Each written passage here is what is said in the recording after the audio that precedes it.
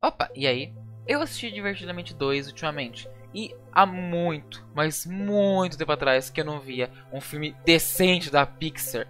Já que a Pixar acabou meio que perdendo um pouquinho da qualidade nos últimos anos, mas há pouco, ao mesmo tempo, ela andou recuperando. Já conseguia ver um filme que conseguia ser infantil, ter um tema um pouco mais adulto, já que a Riley estava entrando na adolescência, ao mesmo tempo que tinha a certa carisma da velha Pixar. Algo que me lembrou Toy Story 3, que mostrava o Andy crescendo e tal, e que os brinquedos não podiam mais brincar com ele, né? Só que bem melhor, porque o Toy Story 3, sinceramente, acho que é o mais fraco, ou 4. O 4 eu nem perdi meu tempo assistindo. Mas no geral, que a Pixar é uma empresa, que é afiliada da Disney, que conseguiu fazer infância de muitos, isso não é novidade. Desde 95, com seu primeiro filme Toy Story 1, até esse mais recente, o Divertidamente 2, que por acaso são os 28 filmes de estúdio que a Pixar lançou até hoje. Sim, a Pixar tem cerca de 28 filmes lançados até hoje, comparados ao imensidão da Disney. E sem contar que foi a empresa que alavancou, né, sobre essa história de começar a fazer animações em 3D. Toy Story foi uma das primeiras animações e a primeira de sucesso que surgiu em 3D. Junto disso, eu preciso mencionar sobre a teoria Pixar, que é uma teoria que já está há mais de 10 anos na internet, que seria uma teoria que todos os filmes, esses 28 filmes, são conectados um ao outro, se passam no mesmo universo, na mesma linha de tempo, com a única diferença de idade, décadas e região. Sendo assim, bora pro vídeo. Bom, primeiro precisamos conhecer quem criou essa teoria. A teoria foi criada por John Negroni. Em 2013, ele começou a criar uma teoria que muitos diziam ser um pouco mais louca, mas só que ao decorrer, quando ele mais explicava e foi lançado os filmes, ela fazia sentido.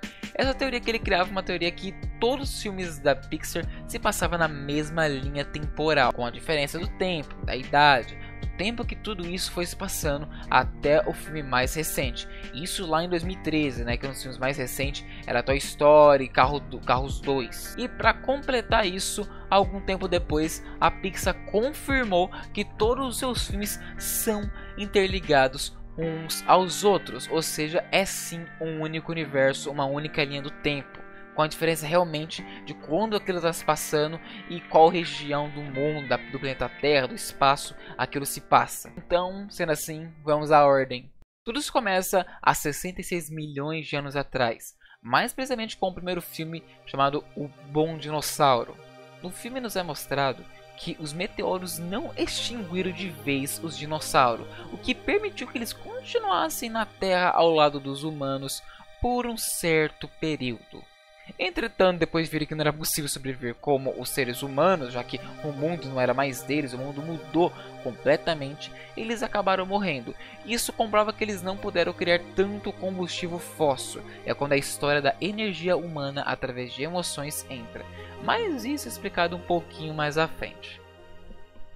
O segundo ponto seria a década das bruxas, que segue com o filme Valente, em que a princesa Merida precisa ajudar a sua família que acabou virando ursos. Por conta disso, ela vai atrás da bruxa para pedir ajuda e trazer a sua mãe e seus irmãos e seus pais de volta ao normal. Foca um pouquinho nesta personagem, a bruxa, que para decorrer dessa história, dessa teoria, ela vai fazer muito sentido, já que a sua magia pode fazer objetos inanimados e animais se comportarem como humanos, o que pode explicar uma criação de super-heróis que vocês nem imaginam que pode surgir, ou até mesmo alguns brinquedos que começam a ter emoções e sentidos. Em terceiro ponto, entraríamos os salvadores do mundo, que têm poderes sobre-humanos. Podemos lembrar, por exemplo, dos Incríveis.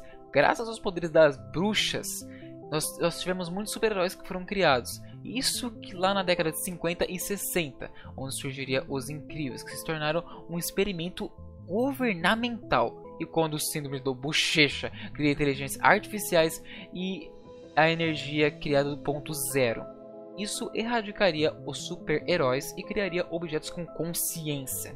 A tecnologia criada por Síndrome poderia ter sido adicionada à Bay & Ledger Corporation, que seria a BNL, que aparece por acaso na maioria dos filmes da Pixar, mas que teve a sua origem meio que mostrada com mais precisão lá no filme WALL-E, que também vai ser mencionado na teoria mais pra frente. Em quarto ponto, entraríamos na fase dos brinquedos, que após essa tecnologia que surgiu nos anos 50 e 60 e que erradicou alguns super-heróis, a BNL Corp continuou com seus trabalhos de energia do ponto zero. Por viajar através de ondas, consegue atingir alguns objetos inanimados e criando brinquedos animados, como é o caso do que foi apresentado em Toy Story. Já que no final da década de 90, os brinquedos ganham vida e começam a estabelecer regras como se nunca se mexeram à frente dos humanos, mas o amor que as crianças lhe fornecem pode garantir para que eles recebam mais energias e continuem vivos. Quando eles aprendem que ser abandonado por seus donos podem lhe fazer problemas, o ressentimento entre objetos e animais contra humanos começa a crescer.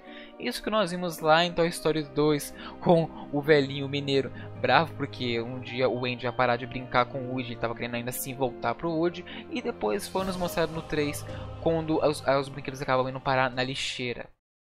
Em quinto ponto nessa teoria, entramos na parte dos animais. Procurando Nemo, essa parte que eu gosto do filme. Enquanto a revolução começa do lado dos objetos, como os brinquedos, mais pra frente conheceríamos o Procurando Nemo. No filme, um detalhe passa pouco despercebido, mas que faz todo sentido. Dory consegue entender outras línguas. A Dory literalmente lê, uma coisa que nenhum outro peixe faz. A Dory faz, a Dory sabe ler. E aí, em inglês, né? Destaque porque ela sabe ler em inglês. Então, mas lembra da energia do ponto zero que viajava em ondas? Isso seria uma possibilidade, além de que muitos animais estivessem passando por experiências e a poluição no meio ambiente pode ter provocado essa contaminação nos animais. Tanto que mais pra frente nós vemos o Ratatouille, que foi um rato que literalmente cozinhava. Em sexto ponto, entramos em as descobertas, porque lá em 2010, próximo de quando a teoria começou a ser criada, e por acaso foi perto do lançamento de Toy Story 3, Carros 2 e Up em Altas Aventuras saiu também perto dessa região, nós vemos o Lotso, o urso roxo, claramente irritado por ter sido abandonado, como falei anteriormente. Os brinquedos se cansaram nos humanos e o urso pelúcia, inclusive, literalmente escraviza os brinquedos e tratam eles como lixo, mas ainda assim fala que o perigo verdadeiro são os humanos. E por acaso o ressentimento humano só crescia nessas criaturas e animais e brinquedos que foram criando vida. Mas já em Up Altas Aventuras, o Sr. Cal descobre que um cachorro é capaz de se comunicar através de uma coleira. E ele acaba percebendo que os animais em geral têm um pensamento, mas principalmente um pensamento amargo em relação aos seres humanos, um pensamento que tipo não é tão amigável, o que pode ter feito a história inteira passada por um bicho por bicho. A teoria conta que devido a esse sentimento entre animais e humanos, isso pode ter gerado uma amargura e uma guerra entre raças, e os humanos acabaram levando a melhor.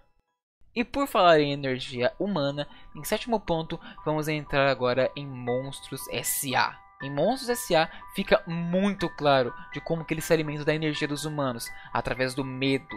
É claro, não necessariamente o medo, mas o grito no geral, né? Tanto que no final do primeiro filme, nós vimos que isso foi mudado após toda aquela descoberta de sequestro de criança. Mas o medo das crianças, o grito, a energia que elas soltam pela boca, basicamente, consegue estabelecer um tipo de energia elétrica que abastece as casas dos monstros. E lembrando que isso não fica limitado às crianças. No tanto que no filme de Monstros S.A. Universidade, nós vemos que até os humanos produzem essa energia. E uma das maneiras de descobrirmos que essa energia existe é em Divertidamente. Que nós vemos que a energia das crianças, dos adultos e dos seres humanos no geral, elas podem vir de inúmeras formas. Seja alegria, ansiedade e até mesmo raiva. E pode ser muito alta.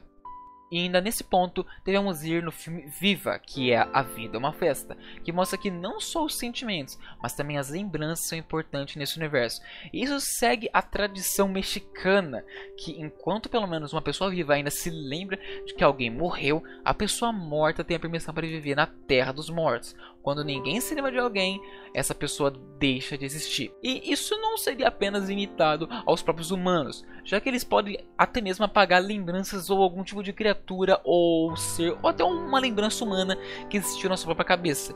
Um exemplo mesmo é o Bing Bong, que literalmente morreu, já que ele foi esquecido pela Riley. Ou a própria Alegria, que quase morreu quando caiu no vazio junto com ele, sorte que ela escapou.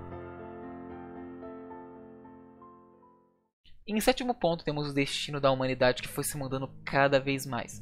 Nós vimos que, ao decorrer dos anos, foi criando essa rivalidade entre humanos, objetos inanimados, que ganharam vida, né, e animais. Que seria a partir desse ponto, onde os humanos evoluiriam ao ponto de poder dar vida a máquinas como um fucking carro. Que tem até língua, né? Bizarro. A ponto de ter uma vida como totalmente consciente, como se fosse um robô consciente, sabendo das suas ações igual ao humano. E nesse período os humanos se tornariam as máquinas seus aliados mais próximos. E as máquinas literalmente destruiriam os animais. Não só animais, mas qualquer tipo de vida na Terra. Porém, nesse período os humanos começaram a ser levados para o espaço, deixando toda a tecnologia lá para trás. E isso explicaria porque em carros 1, 2 e 3 nenhum humano pode ser visto. Mas especificamente nós vimos que nesses 3 filmes existe muita propaganda da BNL. Não existe nenhum humano, são só carros correndo com aquela famosa frase "Ai meu fabricante", só que existe a propaganda da BNL nesses filmes. E por que isso? Porque literalmente os humanos criaram uma vida totalmente de máquinas, mais provavelmente carros, na Terra, enquanto eles estavam no espaço. E após todo esse decorrer, eles literalmente ter abandonado a Terra aos poucos e apontando para fazer ser humanos, só brinquedos e animais, eles colocaram máquinas da BNL Corp para poderem trabalhar na Terra. Que essas máquinas literalmente deixariam a Terra mais limpa, meio que tornaria a Terra extremamente fértil e bem produtiva, além da produção das máquinas sempre a ajudar eles a ir mais à frente no futuro. Só que isso meio que extinguiria a Terra de uma maneira por todas. Agora avançaremos muitos anos no futuro. E para vocês terem uma noção de quanto tempo eu estou dizendo, desde quando começou a teoria lá no período dos dinossauros, até mesmo na época de quando surgiram os super-heróis nos anos 50 e de quando surgiram as máquinas como os carros falantes, estamos falando que já estamos em 2700 e pouquinho, que foi mais ou menos nesse período que a Terra se tornou totalmente infértil, improdutiva e nem mesmo as máquinas sobreviveram, já que chegamos na fase onde se passa o filme WALL-E, na 8ª fase, que é Mutações na Terra. Nessa época aí, onde podemos ver o filme WALL-E, e literalmente é o único robô que existe na Terra, ele foi criado pela BNL Corp, não só ele, mas como todos os seus modelos, irmãos e parentes, né, vários robôs igual ele, para poder limpar a Terra, junto com o que vimos nos filmes carros, aqueles robôs no geral, mas meio que a Terra se tornou tão improdutiva, e eles não conseguiram cumprir o papel que eles queriam cumprir, que até mesmo os robôs se deterioraram, se destruíram e não existe mais nada. E bom, após todo esse período mesmo com o WALL-E sendo o único sobrevivido, para quem viu o filme, vimos que os humanos voltaram à Terra após o WALL-E e a Eva meio que se juntarem e causarem todo aquele alvoroço na nave espacial da BNL. E após eles voltarem, após eles chegarem na Terra novamente, é plantada várias mudas, como pode ser visto no final do filme, e em teaser e essas depois. E após essas mudas serem plantadas, foi criado a série Vida de Inseto, que seria o recomeço da vida na Terra. E é mostrado como os insetos sobrevivem na Terra depois de todo esse tempo. E eles estão vivos de certa forma e agindo como humanos, só que minúsculo. Já que meio que tudo isso é por conta da radiação exagerada. Só que para piorar a situação, literalmente, não foi só as formigas que ganharam essa mutação, assim como os animais e os humanos também. Mas essa questão que eu digo de radiação seria um dos motivos explicados porque que em Universidade Monstro é mostrado que os humanos são extremamente tóxicos. Falam que eles podem matar os monstros, mas aquilo era só uma mentira. Mas na verdade o motivo disso aí seria porque os monstros chegaram a ver toda essa radiação que foi mostrada após a Terra ter sido quase ser extinta. E eles viram que essa radiação era real e a radiação pode sim matar humanos, como até mesmo eles. E que eles até mesmo teriam sofrido alguns mal dessa radiação devido a portas mágicas dos universos que eles podiam acessar o mundo humano. E com isso se encerraria o 9º capítulo, que seria o renascimento dos humanos na Terra, pelo menos o que dá a entender. E bom, pra finalizar, vocês lembram daquela velha que é mostrada no filme da Valente? Então, essa senhora, essa bruxa que meio que transformou os irmãos em urso, né, por causa da própria filha, ela na verdade seria a Boo, que estaria atravessando em inúmeras linhas de tempo. Tudo porque ela ficou obcecada pelo Sully, que ela chama ele de gatinho. E por muito tempo ela ficou viajando em vários universos, inclusive o próprio, onde é mostrado a série Valente. Mesmo que todo esse universo teria sido criado pela Boo, que, como eu disse, ficou obcecada pelo Sully, ela criou esse universo, foi ela que modificou tudo isso que nos mostrado em todos os filmes. Ou até mesmo que a Boo, né, que nos é mostrado nos Monstros S.A., ela na verdade é a dona verdadeira da Jessie, já que é mostrado no final do filme que ela tem uma bonequinha da Jessie no quarto dela. E talvez foi ela que deu vida a Jessie por acaso, entre muitas teorias. Bom, esse foi mais um vídeo. Eu espero que vocês tenham gostado do vídeo. Cara, o vídeo foi muito bem trabalhado, deu muito tempo pra editar isso aqui. E de verdade, deixa o like se você gostou, comenta aí e até a próxima. Se cuidem.